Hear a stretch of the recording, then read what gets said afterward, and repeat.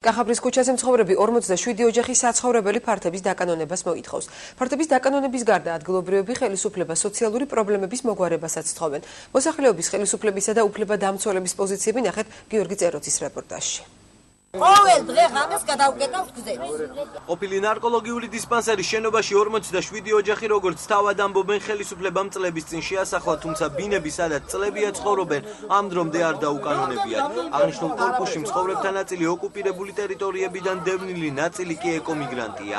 Ვითხოვთ დაკანონებას, დამისამართებას.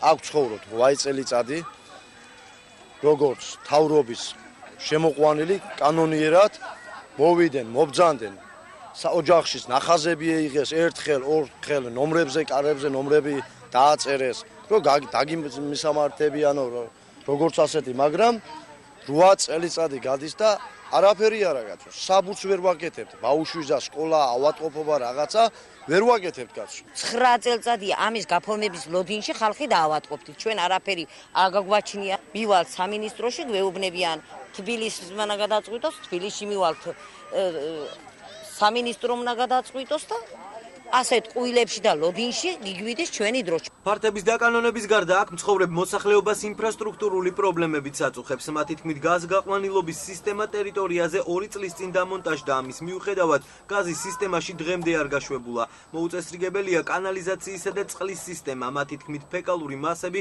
კორპუსის სარდაფში გროვდება, რაც ანტისანიტარიას იწვევს.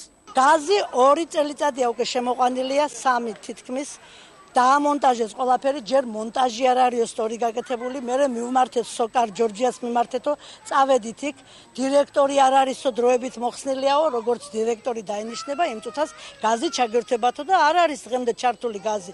აქ არის კანალიზაცია ქვეშ, გააკეთეს ეს რემონტი, მაგრამ რაღაცნაირად უარგისი ტრუბები, რა ვიცი, ჩამოჩეჩდა ყველაფერი, ფეკალური მასა ბოდიში და შესული, ფანჯრებს ვერ ვაღებთ, საშინელი კოღოების ანტისანიტარია. აქციას უფლებადამცველი თამაზ ბაკურიძეს ესწრებოდა. მისი თქმით, ამ ოჯახების პრობლემის მოგვარებას მხოლოდ ხელისუფლების პოლიტიკური კეთილი ნება სჭირდება. რეგისტრაციის არქონის გამო მოსახლეობა ხმის მიცემის უფლებითაც ვერ სარგებლობს. ეს არ გაფორმება ამათ უქმნის ძალიან ბევრ პრობლემას. ელემენტარულად ავიღოთ, არჩევნების მონაწილეობის უფლება არ აქვს. მერე სადმე რაღაცისთვის რომ მიდიან, ჩაწერას ვერ აკეთებენ. ანუ ბევრი პრობლემა ექმნება ამ ადამიანებს და ამისთვის სჭირდებათ. სახელმწიფო პასუხობს, რომ იყვნენ ხო არავინ ასახლებს აქედან. კი ბატონო, არ ასახლებს, მაგრამ პრობლემა ექმნება კაცო და გაუფორმე, ანუ საჭიროა პოლიტიკური ნება, მეტი არაფერი. დევნილთა და განსახლების სამინისტროში აცხადებენ, რომ ტერიტორიაზე აზომვითი სამუშაოები უკვე ჩატარებულია.